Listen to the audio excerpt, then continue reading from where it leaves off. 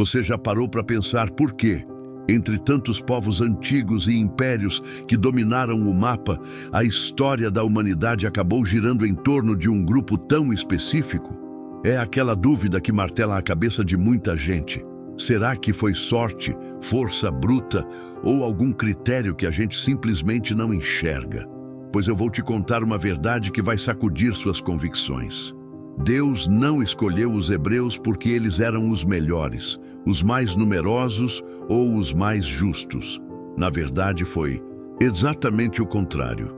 E nos próximos minutos eu vou te entregar um insight rápido que vai mudar completamente a forma como você entende a Bíblia e os propósitos divinos.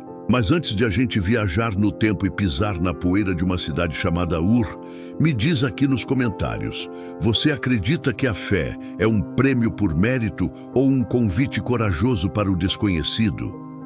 Sua opinião vai enriquecer demais essa nossa conversa. Agora, respira fundo, ajusta o fone e vem comigo. Porque a primeira faísca dessa jornada começa com um chamado que soou no meio do politeísmo. E o que aconteceu a seguir vai te deixar de queixo caído. Imagina só, Ur, na antiga Mesopotâmia. Uma cidade vibrante, cheia de vida, com zigurates rasgando o céu como se quisessem tocar os deuses. Ali, a religião era o centro de tudo, mas não de um deus só. Eram muitos deuses e deusas, o da lua, o do sol, a da fertilidade. Estátuas, ídolos, rituais. A vida inteira girava em torno desse panteão barulhento. Era o normal, o óbvio, o sempre foi assim. Ninguém parava para questionar. Até que, no meio desse coral de vozes divinas, uma voz diferente ecoou. Não vinha de barro, não pedia oferendas, não competia por atenção. Era a voz do Criador do Universo, e ela escolheu falar com um homem comum. Esse homem era Abraão.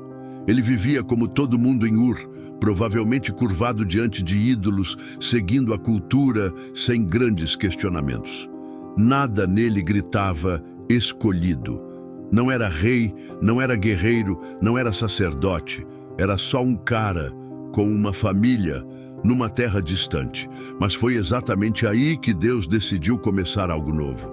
Não escolheu uma nação pronta, um exército poderoso ou uma elite intelectual. Escolheu um indivíduo, um ponto de partida simples, quase frágil aos olhos humanos. E é aí que a história dos hebreus ganha seu primeiro traço. Não nasceu da força, mas da fé. A voz que Abraão ouviu fez um pedido radical. Deixa a tua terra, teus parentes, a casa do teu pai e vai para onde eu te mostrarei. Em troca, uma promessa que desafiava a lógica. Farei de você uma grande nação.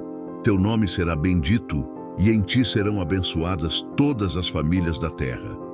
Pensa nisso, um homem sem filhos, de idade avançada, recebendo a promessa de uma descendência incontável. Abraão não teve todas as respostas, mas deu o primeiro passo. E esse ato de confiança, esse sim no escuro, foi a semente de tudo. O que veio depois? Uma jornada cheia de curvas, esperas e reviravoltas. E é exatamente sobre a primeira parada dessa viagem que vamos falar agora. A jornada de Abraão não foi uma linha reta rumo ao sucesso. Na verdade, teve uma parada inesperada. Harã. Terá, seu pai, começou a viagem, mas parou no meio do caminho. Alguns estudiosos até brincam que o nome Terá soa como um atraso. E olha que detalhe humano, hein?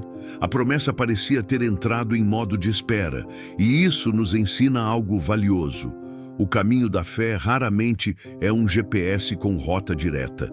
Tem desvio, tem pausa, tem aquela sensação de será que Deus esqueceu? Mas foi justamente em Harã, após a morte de seu pai, que Deus reafirmou o chamado. A promessa não caducou, só estava no tempo dele. Chegando em Canaã, Abraão não construiu um palácio, construiu um altar. Primeiro ato, adoração. Reconheceu que aquela terra, mesmo habitada por cananeus, pertencia a Deus. E foi ali que aconteceu um dos momentos mais simbólicos da história dos hebreus, a aliança. Abraão seguiu um ritual antigo. cortou animais ao meio e os organizou em fileiras. Normalmente, as duas partes passariam entre os pedaços, jurando fidelidade sob pena de morte. Mas algo extraordinário aconteceu. Apenas uma tocha flamejante e um fogareiro fumegante, representando a presença de Deus, passaram sozinhos. Abraão ficou parado. Traduzindo, a responsabilidade de cumprir aquela promessa era 100% divina. Não dependia da perfeição humana. Mesmo com a aliança selada, o tempo passava e o filho prometido não vinha. Sara, estéril e envelhecendo, sugeriu um plano B. Abraão teria um filho com Agar, sua serva. Soa familiar? Quantas vezes a gente tenta ajudar Deus a cumprir o que ele já prometeu? Nasceu Ismael, sim, mas não era o filho da promessa. O resultado: conflito, dor e uma lição poderosa. Os planos dele não precisam do nosso jeitinho. A fé de Abraão foi testada no fogo da espera. E foi exatamente quando tudo parecia impossível que a história deu uma guinada surpreendente. Quer saber como Deus transformou o riso da incredulidade em riso de milagre? Vem comigo para o próximo capítulo. Abraão tinha 99 anos, Sara quase 90, e a promessa de um filho ainda parecia um sonho distante. Foi aí que Deus apareceu de novo e fez algo simbólico. Mudou os nomes deles. Abrão virou Abraão, pai de uma multidão. Sarai virou Sara, princesa.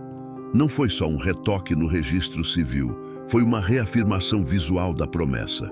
Mas quando a notícia chegou, Sara vai ter um filho. A reação foi humana demais. Riso. Abraão riu. Sara, ouvindo escondida, riu também. Quem não riria diante do absurdo?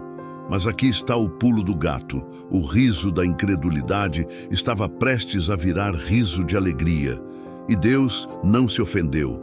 Ele perguntou: haveria coisa alguma difícil demais para o Senhor? O tempo determinado chegou.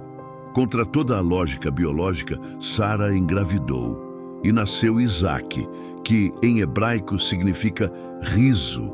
Pensa na cena, um casal de idosos segurando nos braços o cumprimento vivo de uma promessa que demorou 25 anos para se realizar. O choro do bebê era a trilha sonora da fidelidade de Deus. E esse momento é crucial para entender a escolha dos hebreus. Não foi sobre mérito, foi sobre milagre.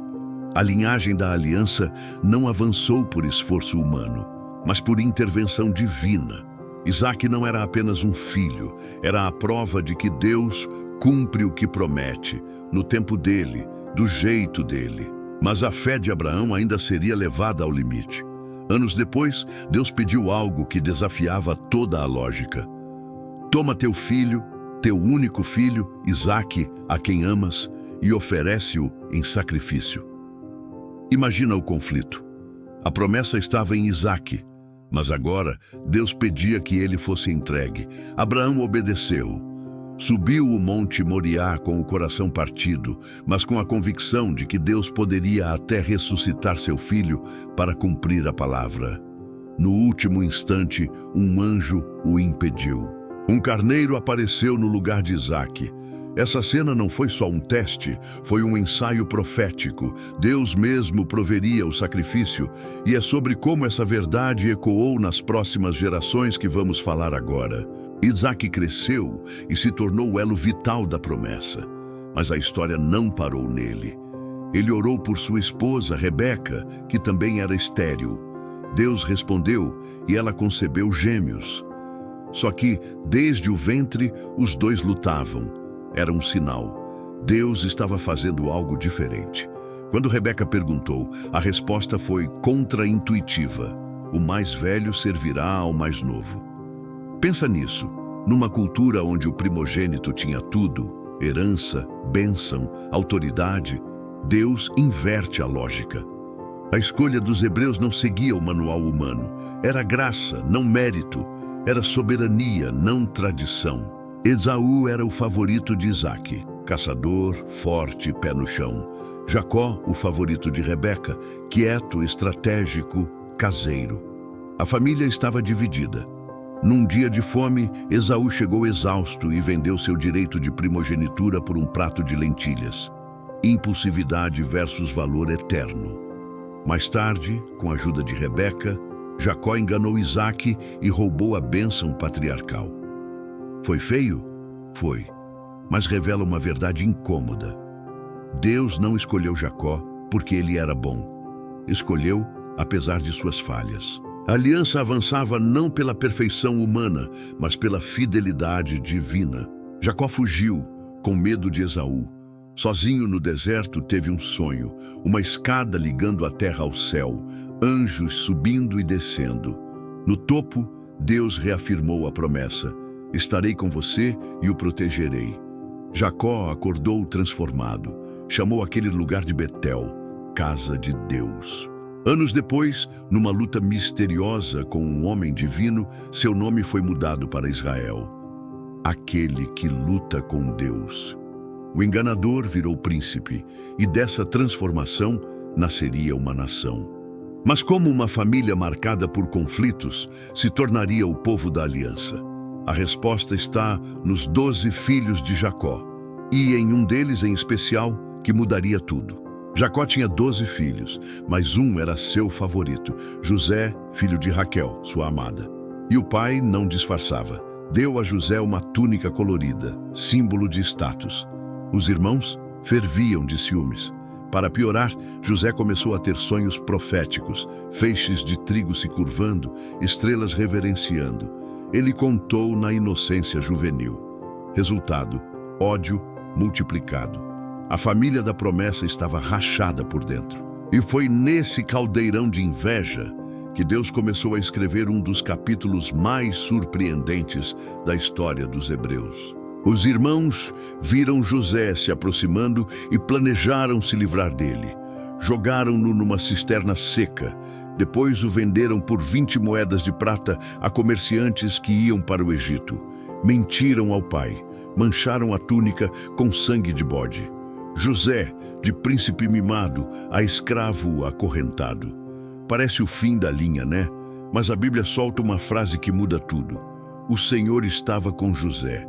Mesmo na injustiça, mesmo na dor, Deus não perdeu o controle.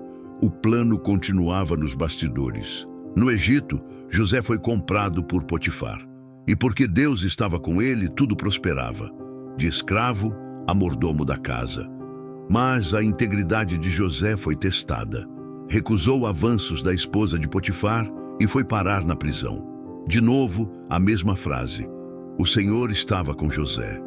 Na cadeia, interpretou sonhos, foi esquecido por 2 anos, até que o faraó teve um sonho que ninguém decifrava. José foi chamado e com humildade disse: as interpretações pertencem a Deus. O que aconteceu depois? Uma reviravolta que colocou José no topo do império. Mas será que ele se vingaria dos irmãos? A resposta vai te emocionar. José, agora governador do Egito, reconheceu os irmãos quando eles vieram comprar grãos. Eles se curvaram diante dele, sem saber que era José. O primeiro sonho se cumpriu. Mas José não se revelou na hora. Testou-os.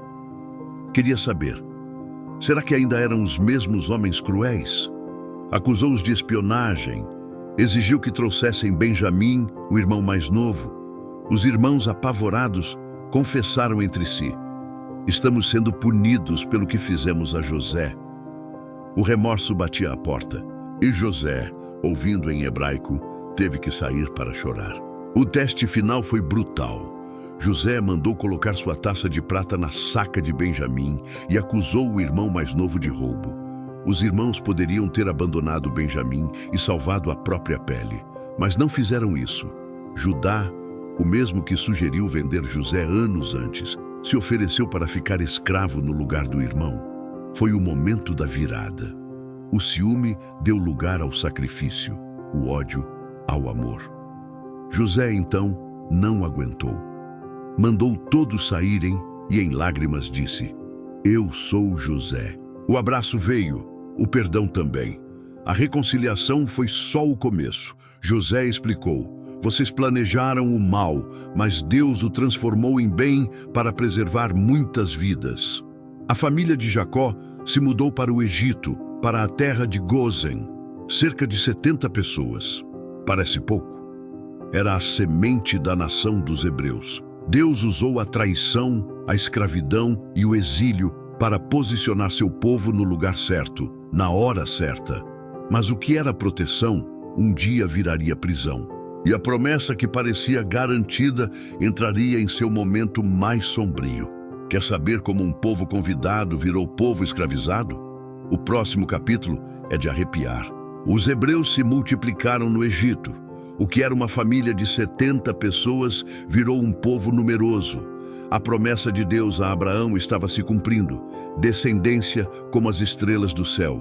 Mas o tempo passou. José morreu, seus irmãos também, e uma nova geração de egípcios subiu ao poder. Um faraó que não conhecia José, que não lembrava da fome, da salvação, da gratidão. Tudo o que ele via era um grupo estrangeiro crescendo, forte, diferente. E o medo nasceu no coração do império. O faraó agiu, impôs capatazes, trabalhos forçados, tijolos, argamassa, dor. Quanto mais oprimiam os hebreus, mais eles se multiplicavam. Era como se a bênção de Deus virasse combustível sob pressão. Vendo que o trabalho pesado não funcionava, o faraó partiu para o genocídio. Ordenou que parteiras hebraicas matassem todos os meninos recém-nascidos. Mas elas temeram a Deus mais do que ao rei e desobedeceram. Então, o decreto ficou público. Joguem todo menino hebreu no Nilo. O rio que era vida virou sentença de morte. Foi nesse cenário de terror que nasceu um menino da tribo de Levi. Sua mãe o escondeu por 3 meses. Quando não deu mais, fez uma cesta de papiro, impermeabilizou com betume, colocou o bebê e o deixou entre os juncos do Nilo. A irmã do menino, Miriam, ficou observando. A filha do faraó desceu ao rio, viu a cesta, sentiu compaixão. E numa ironia divina, a princesa que deveria cumprir o decreto acabou protegendo o libertador. O menino foi chamado Moisés, tirado das águas. Mas como um fugitivo do próprio povo, se tornaria a voz que confrontaria o império. A resposta está numa sarça que ardia sem se consumir. Moisés, agora com 80 anos, pastoreava ovelhas no deserto de Midian, longe do palácio, longe do poder. Só silêncio, areia e solidão. Até que no Monte Horeb, algo impossível chamou sua atenção. Uma sarça em chamas que não se consumia. Era fogo, mas não destruía. Era mistério, mas não assustava. Moisés se aproximou, e foi ali, naquele lugar comum, que Deus falou: Moisés, Moisés. A voz que ecoou não era de um Deus distante. Era o Deus de Abraão, de Isaque, de Jacó. O mesmo que fez promessas séculos antes, e agora chamava um fugitivo para uma missão impossível. Deus revelou seu plano. Vi a aflição do meu povo no Egito, ouvi seu clamor, desci para libertá-los. E então, a ordem: vai ao faraó e tira os filhos de Israel do Egito. Moisés, assustado, objetou: quem sou eu? A resposta de Deus foi a chave de tudo. Eu estarei com você. Não era sobre a capacidade de Moisés, era sobre a presença de Deus. Mesmo assim, Moisés trouxe mais dúvidas. E se não acreditarem em mim? Deus deu sinais: o cajado que vira serpente, a mão que fica leprosa e é curada. Por fim, Moisés disse: não sei falar bem. Deus, com paciência, designou Arão como sua voz. O chamado estava selado. Moisés voltou ao Egito com Arão. Falaram ao faraó: deixa meu povo ir. A resposta: quem é o Senhor para que eu obedeça? O coração do faraó se endureceu. E em vez de libertar, aumentou a carga dos hebreus. O povo, desanimado, culpou Moisés. Parecia que tudo tinha dado errado. Mas Deus tinha um plano maior. As pragas estavam prestes a começar.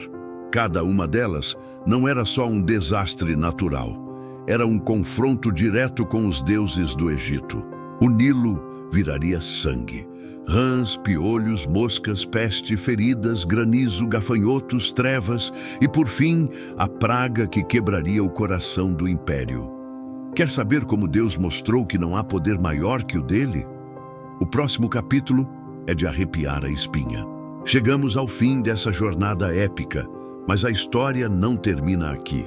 Pelo contrário, ela continua em você, porque a escolha dos hebreus nunca foi sobre exclusividade, foi sobre missão.